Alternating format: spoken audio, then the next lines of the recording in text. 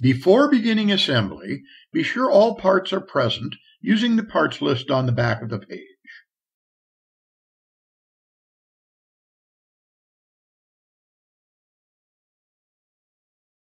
Attach the inner rails to the vertical sections of the handle axle using the 8mm bolts, small flat washers, lock washers, and 8mm hex nuts.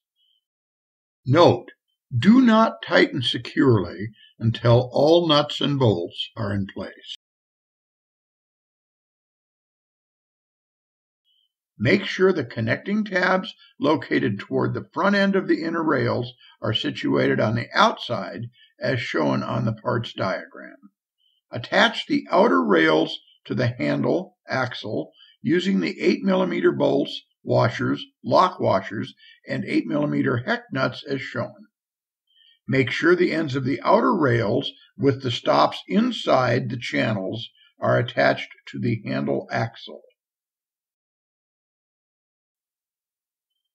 Attach inner rails, front connecting tabs, to the front axle using the 8mm bolts, washers, lock washers, and 8mm hex nuts through the two inner holes in the front axle.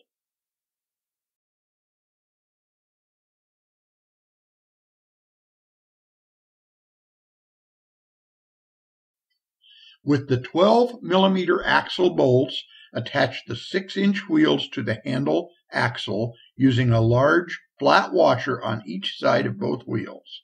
Do not over-tighten. Wheels must spin freely.